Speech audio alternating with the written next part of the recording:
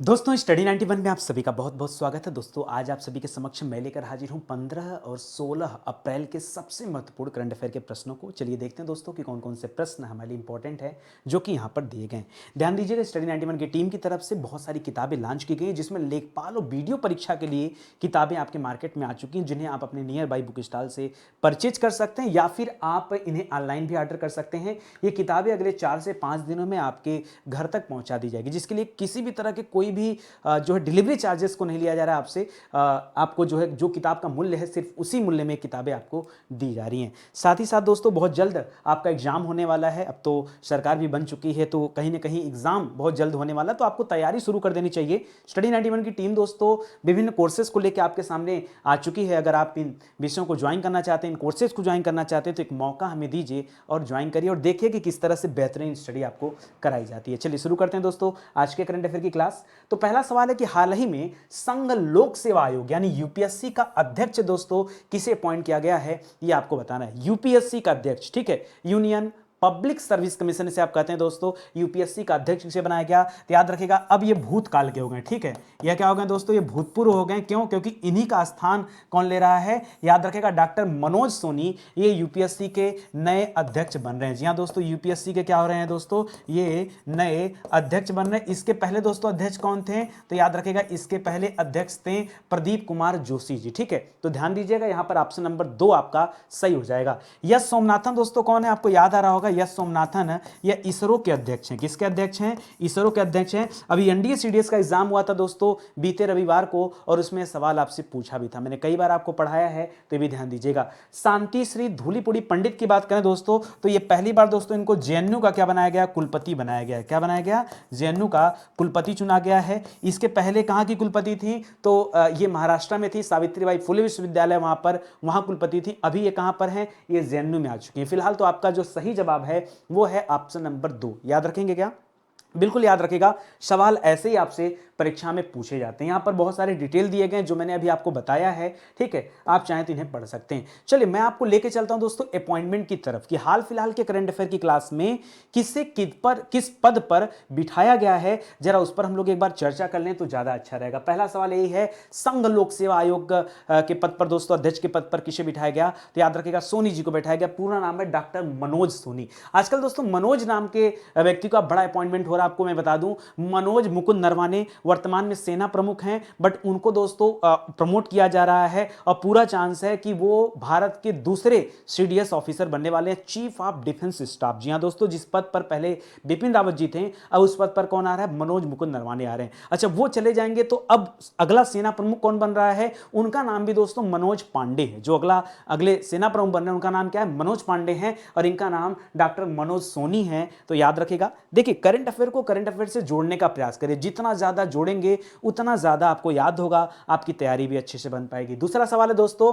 हाल ही में संयुक्त राष्ट्र मानवाधिकार परिषद यानी यूएनएचसीआर, जी हां दोस्तों एचआरसी, ठीक है, यूनाइटेड नेशन ह्यूमन क्या हो जाएगा, अधिकार है ना, मतलब राइट, ह्यूमन राइट कमीशन इसको बोलते हैं, एचआरसी ने किसे मानवाधिकार और जलवायु परिवर्तन के लिए दुनिया का पहला स्वतंत्र विशेषज्ञ नियुक्त किया। जी हां दोस्तों, दुनिया का स्वतंत्र विशेषज्ञ पहली बार दोस्तों किसी को अपॉइंट किया जा रहा है। इनका नाम है डॉक्टर इयान फ्राई। क्या नाम है, डॉक्टर इयान फ्राई नाम है, याद रखेगा। हाल ही में विदेश मंत्रालय में नया विदेश सचिव दोस्तों किसे बनाया गया, नया विदेश सचिव। जी हां दोस्तों, विदेश मंत्रालय के नए विदेश सचिव बन रहे हैं विनय मोहन क्वात्रा जी। कौन बन रहा है, विनय मोहन क्वात्रा जी, ठीक है। इसके पहले कौन थे दोस्तों, हर्षवर्धन श्रृंगला थे। कौन थे, विदेश सचिव कौन थे, हर्षवर्धन श्रृंगला। अब उनका स्थान कौन ग्रहण करेगा, विनय मोहन क्वात्रा ग्रहण करेंगे। हाल ही में किसे गैर राज्य संस्थाओं को शुद्ध शून्य उत्सर्जन प्रतिबद्धताओं पर उच्च स्तरीय विशेषज्ञ समूह में अपॉइंट किया गया, तो इनका नाम है अरुणाभा घोष। क्या नाम है,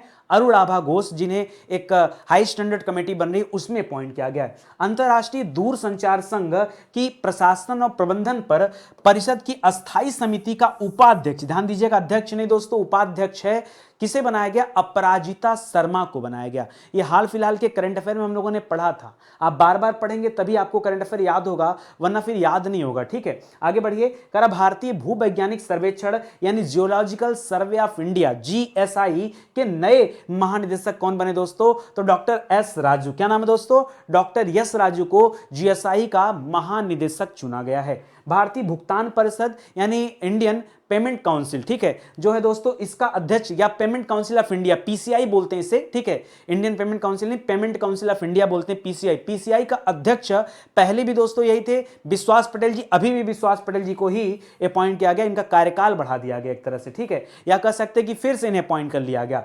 पर्यावरण, वन और जलवायु परिवर्तन मंत्रालय के अगले निदेशक के रूप में दोस्तों किसे चुना गया है? दोस्तों इस मंत्रालय के अधीन भारतीय वन अनुसंधान संस्थान और उसका महानिदेशक आपसे पूछ रहा है तो डॉक्टर रेणु सिंह का नाम याद रखेगा, जिन्हें वन अनुसंधान संस्थान जो कि देहरादून में है वहां अपॉइंट किया गया। बहुत अच्छा सवाल है, ध्यान रखिएगा, ठीक है। चलिए बढ़ते हैं अगले सवाल पर। करा हाल ही में किस भारतीय जीआई उत्पाद को, जी हां दोस्तों भारत का जीआई उत्पाद है और उसको यूरोपीय आयोग द्वारा जीआई प्रमाणित किया गया, जीआई टैग दिया गया। भारत का तो ऑलरेडी है और उसको यूरोपियन जीआई टैग के अंतर्गत भी शामिल किया गया। ये आपके लिए अच्छा सवाल है। अगर मैं बात करूं दोस्तों जुड़ीमा चावल का, तो जुड़ीमा चावल लास्ट टाइम आपने पढ़ा था, ये असम का उत्पाद है दोस्तों, ठीक है, जिसको जीआई टैग मिला है। सोजत मेहंदी को भी दोस्तों जीआई टैग मिला है, ये राजस्थान की है, याद रखेगा। सिरारा खोंग मिर्च दोस्तों ये मणिपुर का उत्पाद है, ठीक है, और कांगड़ा चाय दोस्तों ये हिमाचल प्रदेश का उत्पाद है, याद रखेगा, ठीक है, हिमाचल प्रदेश का। अब बात आती दोस्तों किसे यूरोपियन जीआई टैग का के लिए चुना गया दोस्तों, तो ध्यान दीजिएगा, कांगड़ा चाय जो हिमाचल प्रदेश वाली है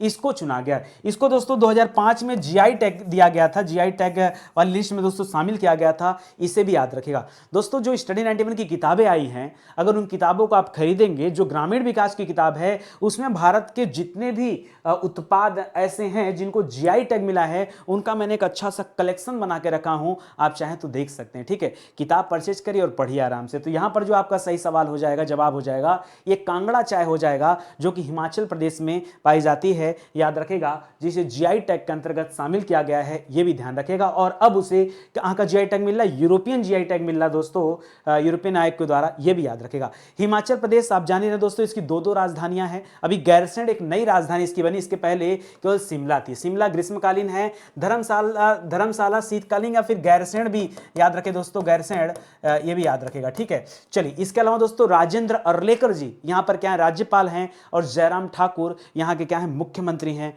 वो भी आप याद रखें, ठीक है। चलिए हम आगे बात करते हैं दोस्तों जीआई टैग से संबंधित अच्छे अच्छे सवालों पर, जो हाल फिलहाल में या 1 महीना 2 महीना 3 महीने में देखते हैं कब कब के क्वेश्चन हैं जो जीआई टैग वाले सवाल हैं, जरा सुनिएगा, ठीक है।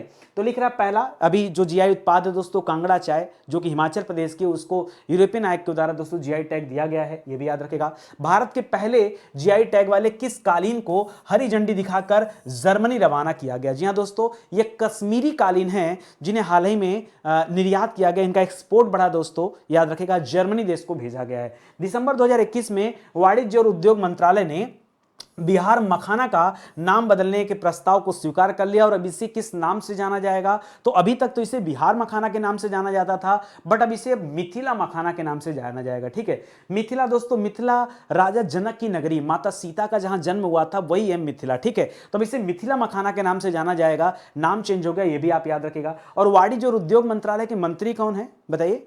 वाणिज्य और उद्योग मंत्रालय के मंत्री कौन है? पीयूष गोयल जी हैं। कौन है? पीयूष गोयल हैं, वो भी याद रखिए। कह रहा किस राज्य की कन्याकुमारी लौंग को जीआई टैग मिला? अब जाहिर सी बात है यार, कन्याकुमारी तमिलनाडु में, तो वहीं का प्रोडक्ट होगा, सिंपल सी बात है, ये सही हो जाएगा।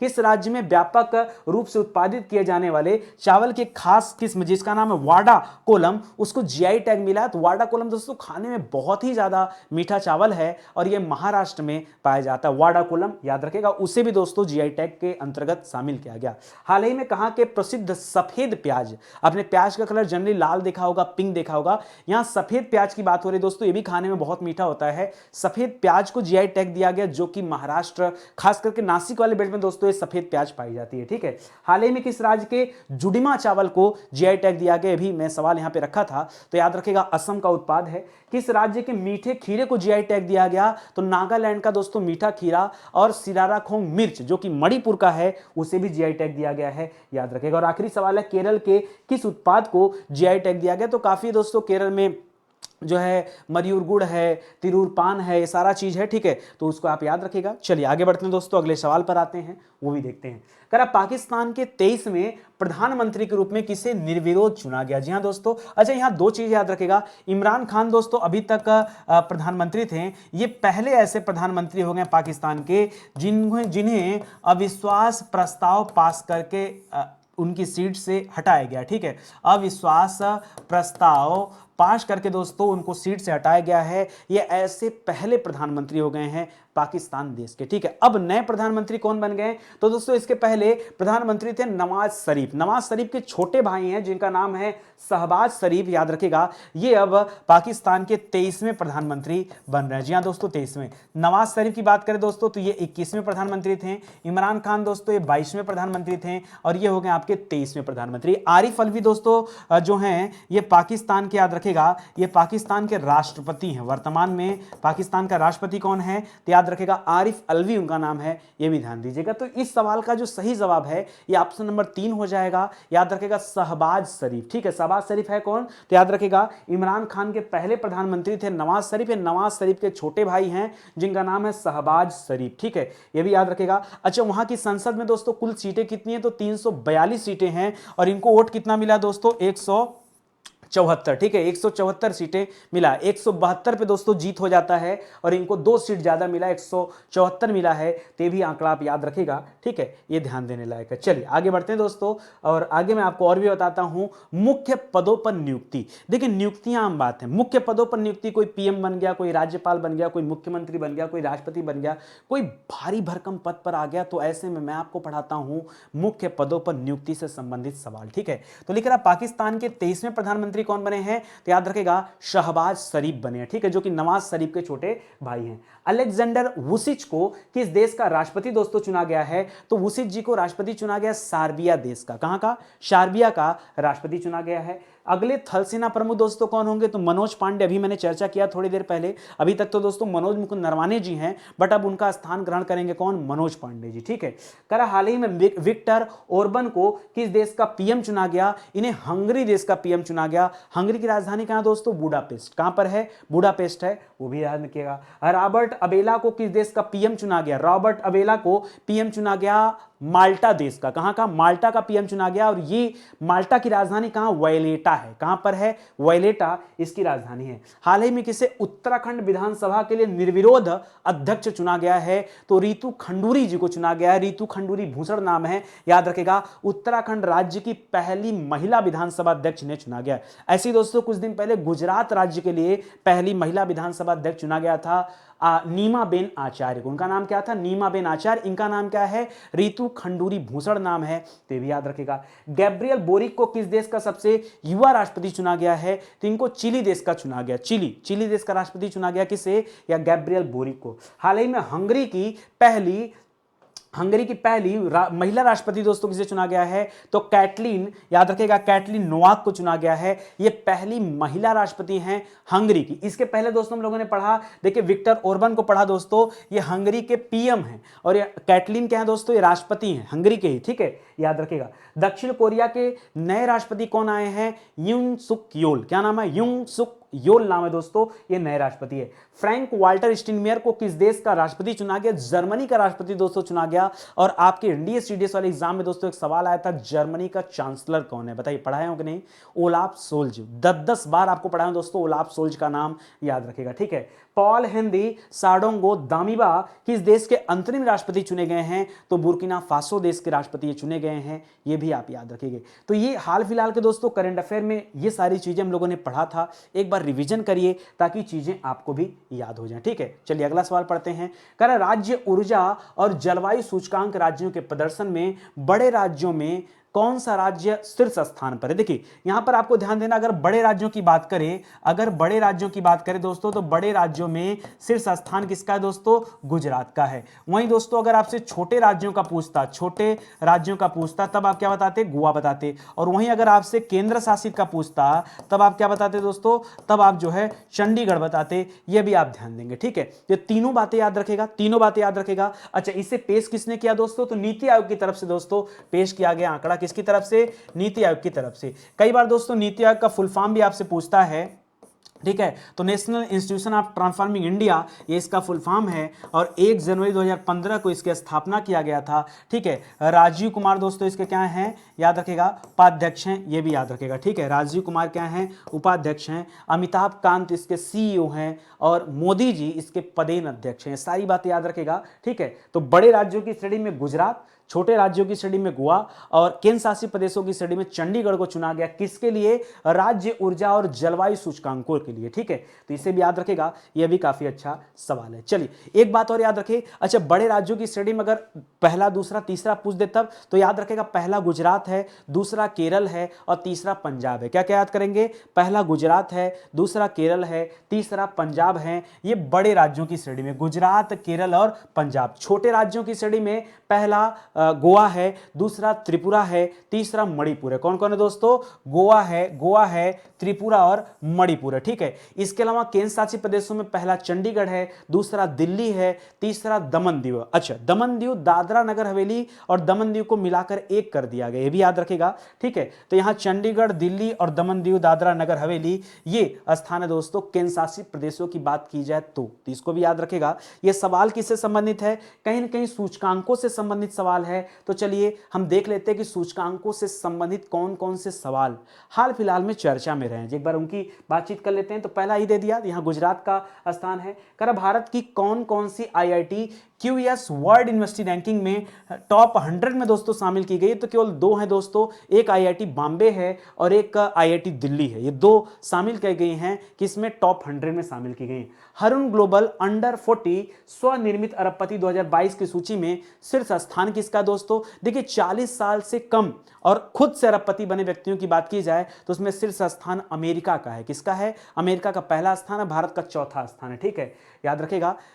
तो अगला क्वेश्चन है दोस्तों, राष्ट्रपति कोविंद, रामनाथ कोविंद द्वारा प्रदान किए गए राष्ट्रीय जल पुरस्कार 2022 में कौन सा राज्य शीर्ष स्थान पर है, तो यहां पर उत्तर प्रदेश दोस्तों शीर्ष स्थान पर है, जिसे कौन सा पुरस्कार दिया गया, राष्ट्रीय जल पुरस्कार दिया गया है। पता नहीं क्यों मुझे दिल करता है मेरा कि सवाल कभी न कभी आपसे परीक्षा में जरूर पूछा जाएगा। ठीक है, कारण निर्यात तैयारी सूचकांक 2021 के लिए नीति आयोग रैंकिंग में शीर्ष स्थान किस राज्य ने हासिल किया है, तो यहां भी शीर्ष स्थान गुजरात का ही था, यह भी याद रखेगा। वर्ल्ड हैप्पीनेस रिपोर्ट आया था दोस्तों, दुनिया का सबसे ज्यादा खुशहाल देश कौन है, तो याद रखेगा फिनलैंड है। कौन सा है, आई एम फाइन, फाइन से फिनलैंड याद रखेगा, ये सबसे खुशहाल देश है। सिप्री की रिपोर्ट आई थी दोस्तों, सबसे ज्यादा हथियार का आयात कौन करता है, तो उसमें 2 शीर्ष देश हैं, एक भारत है और एक सऊदी अरब है, इसे भी आप याद रखेगा।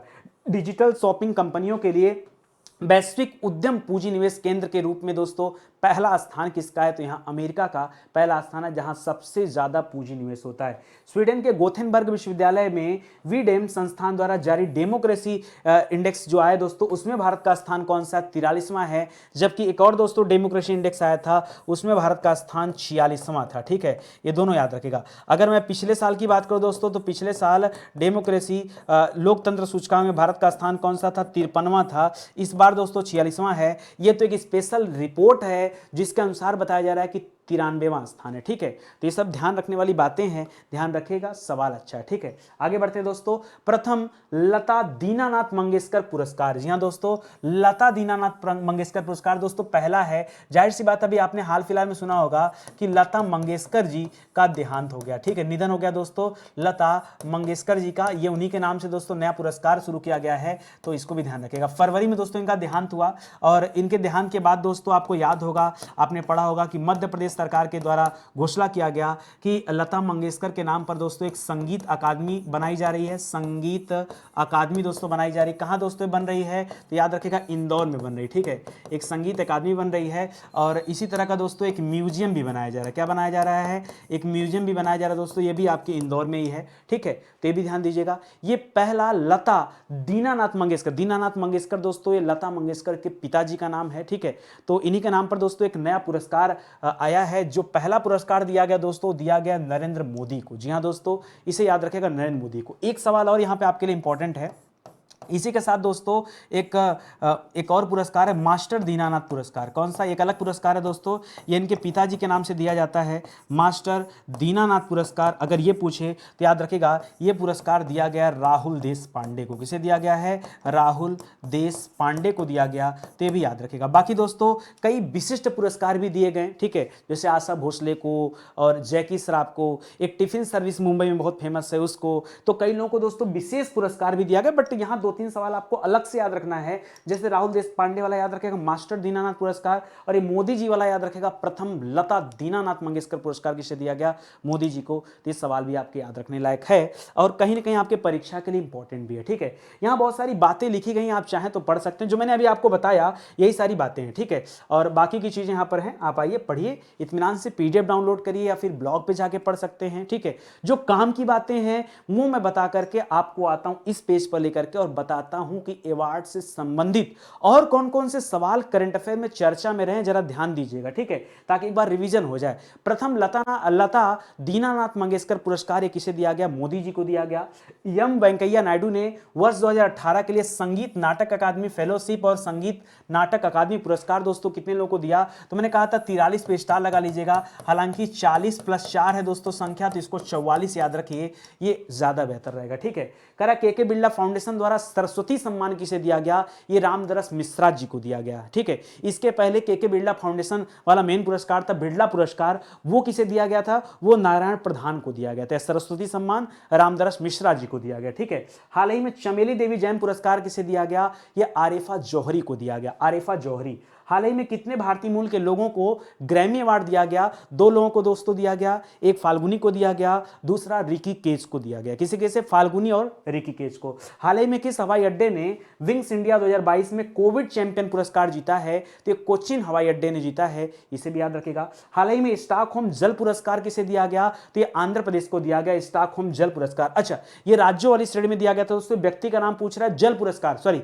ये स्टॉकहोम ने, हमने स्कॉच अवार्ड समझ लिया, ठीक है। एक स्कॉच अवार्ड दोस्तों, 4 स्कॉच अवार्ड तो पश्चिम बंगाल को मिला, ठीक है, और स्कॉच प्रदर्शन के लिए दोस्तों भी आंध्र प्रदेश को भी अवार्ड मिला है, ठीक है। ये स्टॉकहोम है, स्टॉकहोम देश का नाम है जहां पे अल्फ्रेड नोबेल का जन्म हुआ था दोस्तों, वहीं से नोबेल पुरस्कार वितरित किया जाता है। ये देश का नाम दोस्तों स्वीडन है, स्टॉकहोम उसकी राजधानी का नाम है, ऐसे समझिए, ठीक है।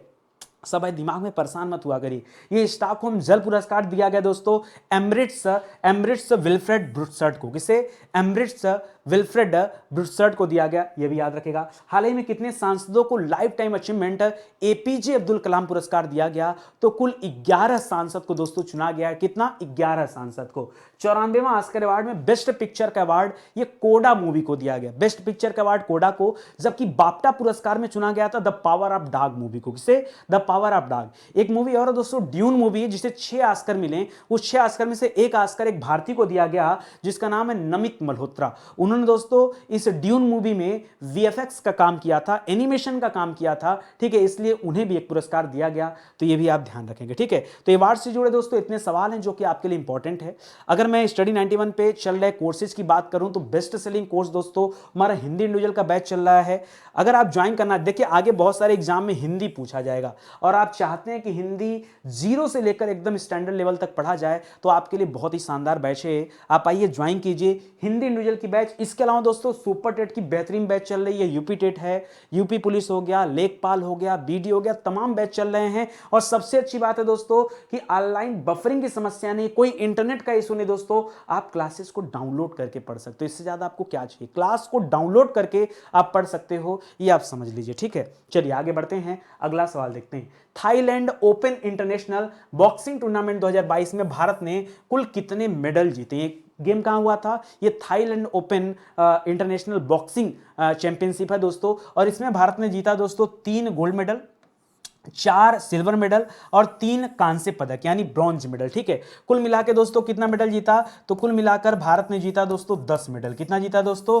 10 मेडल इसमें जीता है, इसको भी याद रखिएगा। 3 गोल्ड जीता है, 4 सिल्वर जीता है और 3 ब्रॉन्ज जीता है यानी कांस्य, ठीक है। तो 4 3 7 3 10, इसको भी याद रखिएगा दोस्तों। तो यहाँ ऑप्शन नंबर 3 जो है दोस्तों ये आपका सही जवाब हो जाएगा। अच्छा, कौन कौन किसने क्या क्या जीता दोस्तों याद रखिएगा, अगर ये पूछता है तो। अच्छा, जो गोल्ड मेडल भी जीता दोस्तों उसको 2000 अमेरिकी अमेरिकी डॉलर मिलेगा, जो सिल्वर मेडल जीता उसे 1000 अमेरिकी डॉलर मिलेगा, और जो ब्रॉन्ज मेडल जीता उसे 500 अमेरिकी डॉलर दिया जाएगा, ये भी याद रखेगा। भारत के अंदर दोस्तों जो गोल्ड जीता गया 3, एक तो गोविंद साहनी ने जीता 48 किलोग्राम में, 54 किलोग्राम में अनंत प्रहलाद चोपड़े ने जीता है, और 75 किलोग्राम में सुमित ने जीता है। रजत पदक यानी सिल्वर जीता दोस्तों अमित पंघाल, मोनिका, वरिंदर सिंह और आशीष कुमार ने। कांस्य पदक जीता मनीषा, पूजा और भाग्यवती कसारी ने, ठीक है। हालांकि नाम आप तो नहीं याद रख पाएंगे क्योंकि बहुत फेमस खिलाड़ी नहीं रहे हैं लोग, ठीक है। अभी ये लोग धीरे धीरे मैच में आ रहे हैं, इनका नाम सुनने को मिल रहा है, बट एक बार देख लीजिए, चीजें तो हैं इंपॉर्टेंट, ठीक है।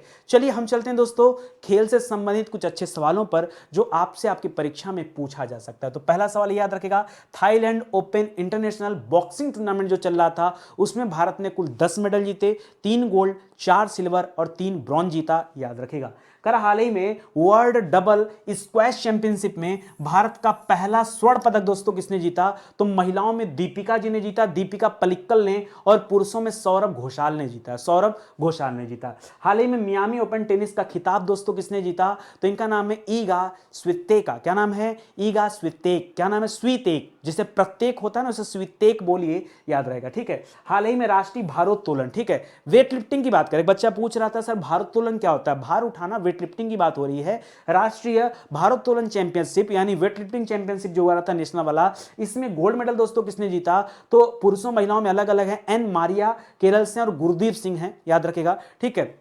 इन दो लोगों ने जीता, महिलाओं में एन मारिया ने जीता और पुरुषों में गुरदीप सिंह ने जीता गोल्ड मेडल वेट लिफ्टिंग पे, इसे भी याद रखेगा। हाल ही में आईसीसी महिला क्रिकेट विश्व कप 2022 का खिताब ऑस्ट्रेलिया ने जीत लिया, किसे हराकर दोस्तों? इंग्लैंड को हरा करके, ठीक है, इसे भी याद रखेगा। आईपीएल क्रिकेट में सबसे अधिक विकेट लेने वाले गेंदबाज कौन बन गए? तो ड्वेन ब्रावो बन गए। इन्होंने किसका रिकॉर्ड तोड़ा दोस्तों? तो मलिंगा का रिकॉर्ड तोड़ा। मलिंगा का रिकॉर्ड 170 विकेट का था आईपीएल में, और इनका रिकॉर्ड हो गया 171 विकेट का, ठीक है। तो ये रिकॉर्ड टूटा है, इसको भी याद रखेगा। हाल ही में किस देश ने सैफ अंडर-18 महिला फुटबॉल चैंपियनशिप जीत लिया? तो ओवरऑल कैटेगरी में दोस्तों जीता भारत ने बांग्लादेश को हरा करके, ये भी याद रखेगा। हाल ही में F1 सऊदी अरब ग्रांड प्रिक्स किसने जीता है? तो मैक्स वर्स्टैपेन ने जीता है, मैक्स वर्स्टैपेन ने। हाल ही में स्विस ओपन बैडमिंटन का महिला वाला खिताब दोस्तों किसने जीता है? तो पीवी सिंधु ने जीता है। इसके पहले पीवी सिंधु ने सैयद मोदी इंटरनेशनल वाला खिताब जीती थी, उसे भी याद रखेगा। F1 बहरीन ग्रांड प्रिक्स किसने जीता दोस्तों?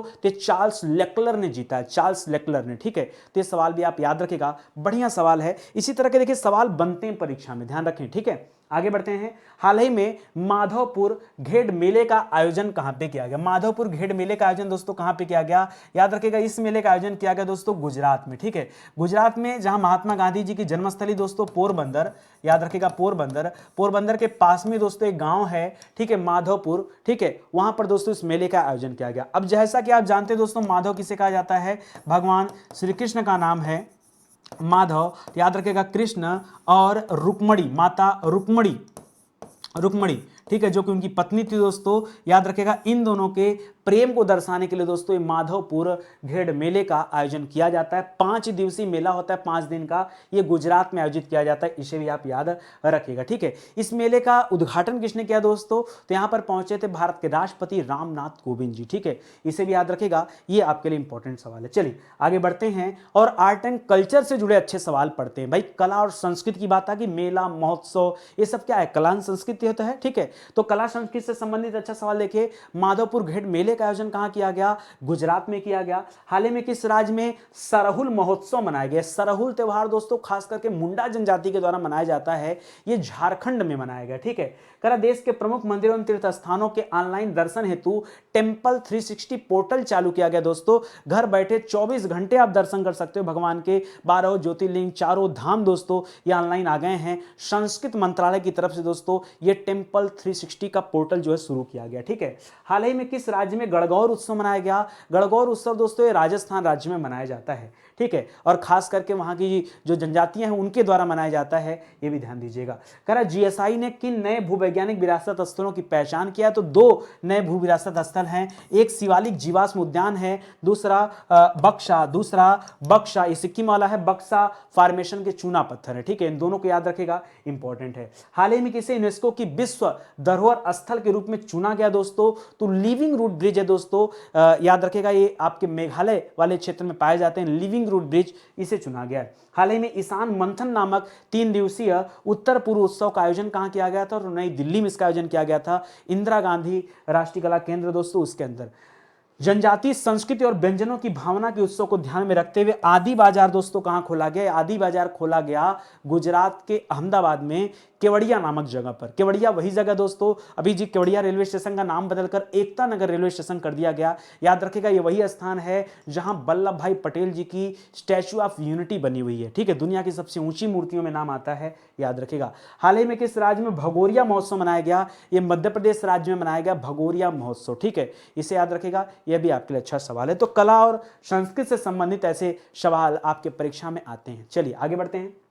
सही जोड़े का मिलान करना दोस्तों, कई सारे दिवस मुझे इंपॉर्टेंट मिले, जैसे कि विश्व स्वास्थ्य दिवस की बात करें तो मैं पढ़ा चुका हूं, ये 7 अप्रैल को मनाया जाता है दोस्तों, विश्व स्वास्थ्य दिवस। विश्व होम्योपैथी दिवस दोस्तों, सैमुअल हनीमैन का नाम सुना होगा, सैमुअल हनीमैन का नाम सुना होगा दोस्तों, हनीमैन, जिन्हें जो है होम्योपैथी का जनक कहा जाता है। जी हाँ दोस्तों, इन्हें जनक कहा जाता है होम्योपैथी का। इनका जन्मदिन है, जन्मदिन दोस्तों, फ्रांस में इनका जन्म हुआ था, पेरिस के पास में, ठीक है, तो याद रखिएगा यहाँ पर ये 10 अप्रैल हो जाएगा। सुरक्षित मातृत्व दिवस दोस्तों मनाया जाता है आपका कितने तारीख को, 11 तारीख को मनाया जाता है। इसी दिन दोस्तों याद रखिएगा कस्तूरबा गांधी का जयंती भी, कस्तूरबा गांधी जी की जयंती भी मनाई जाती है दोस्तों, ये भी याद रखिएगा, ठीक है। कस्तूरबा गांधी कौन थी दोस्तों, महात्मा गांधी जी की से संबंधित दोस्तों कस्तूरबा गांधी, ठीक है, उसे भी याद रखेगा। और मानव अंतरिक्ष उड़ान का अंतरराष्ट्रीय दिवस दोस्तों 12 तारीख को मनाया जाता है, क्योंकि पहली बार आपने नाम सुना होगा यूरी गागरिन का, किसका नाम सुना होगा, यूरी गागरिन का नाम सुना होगा दोस्तों,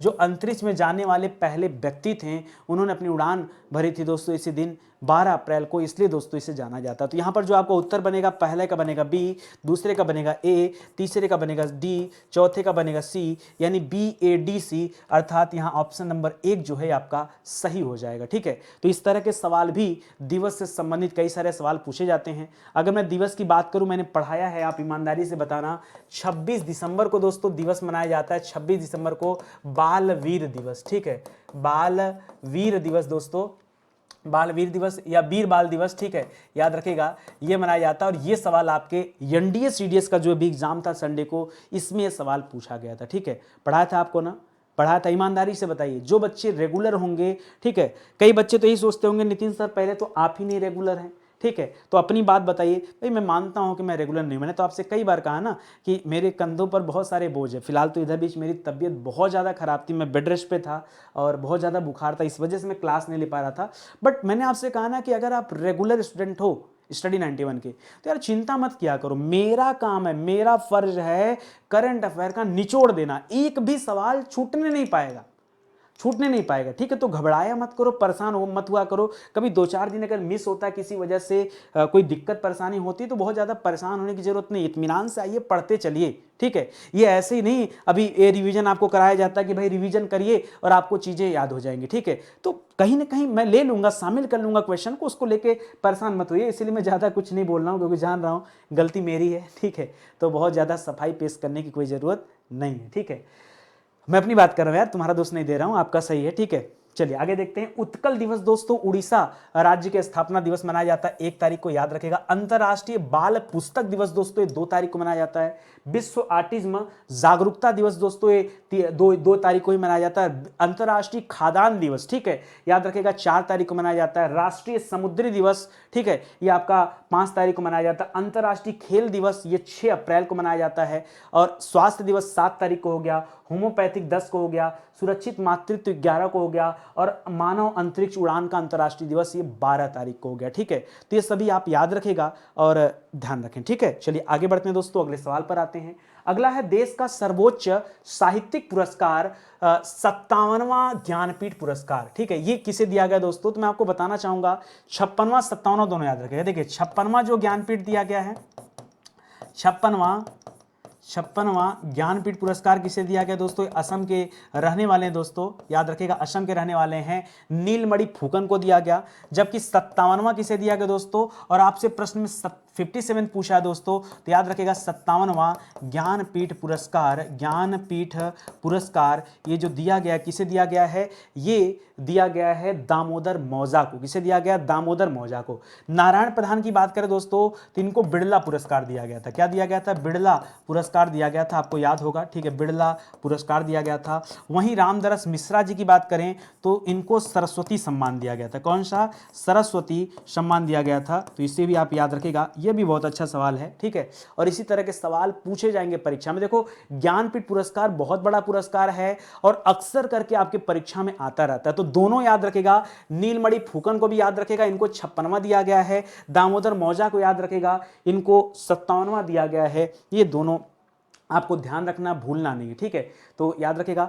उपन्यासकार दामोदर मौजो को भारतीय साहित्य में उनके योगदान के लिए 57वें ज्ञानपीठ 2022 पुरस्कार के लिए चुना गया है। 77 वर्षीय लेखक को साहित्य में उनके उत्कृष्ट योगदान के लिए दोस्तों यह सम्मान दिया गया, ठीक है। असम के मुख्यमंत्री हिमंता बिश्व शर्मा ने 2021 के लिए यानी 56वां ज्ञानपीठ पुरस्कार ये असम के प्रसिद्ध कवियों में से एक नीलमणि फूकन जी को यह 56वां ज्ञानपीठ पुरस्कार दिया है, तो इसे भी याद रखेगा, ठीक है। चलिए आगे बढ़ते हैं, अवार्ड वाले सवाल एक बार फिर से रिवाइज कर लेते हैं, ठीक है, ताकि करंट अफेयर में भूलने ना पाए कुछ, ठीक है। तो पहला सवाल, ये अंतरराष्ट्रीय देश का सर्वोच्च साहित्यिक पुरस्कार 57वां ज्ञानपीठ पुरस्कार किसे दिया गया, मौजा। कैसे याद रखेंगे, 57 में 7 है ना, 7 मतलब सप्ताह के 7 दिन और 7 दिन मौजा ही मौजा, ठीक है, मौजा यानी मजा। तो मौजा को दिया गया 57वां ज्ञानपीठ पुरस्कार, याद रखेगा। प्रथम लता दीनानाथ मंगेशकर पुरस्कार दोस्तों ये दिया गया मोदी जी को, जबकि मास्टर दीनानाथ पुरस्कार दिया गया राहुल देश पांडे को, ठीक है। एम वेंकैया नायडू ने वर्ष 2018 के लिए संगीत नाटक अकादमी फेलोशिप और संगीत नाटक अकादमी, इन दोनों लोगों के लिए दोस्तों, दो के लिए 40+4 लोगों का चुनाव किया है, तो याद रखेगा कुल 44 लोगों का चुनाव हुआ है, इसको आप पढ़ लीजिएगा। के बिरला फाउंडेशन द्वारा सरस्वती सम्मान ये रामदरस मिश्रा जी को दिया गया। चमेली देवी जैन पुरस्कार यह आरिफा जौहरी को दिया गया। कितने भारतीय मूल के लोगों को ग्रैमी अवार्ड दिया गया, तो 2 लोगों को दिया गया। एक तो फाल्गुनी जी को दिया गया दोस्तों, फाल्गुनी जी को, ठीक है, और दूसरा दिया गया रिकी केज, ये भी भारतीय मूल के हैं दोस्तों, रिकी केज, इनको भी दिया गया दोस्तों। ये संगीत की दुनिया में बहुत बड़ा अवार्ड है, ग्रैमी अवार्ड, ठीक है।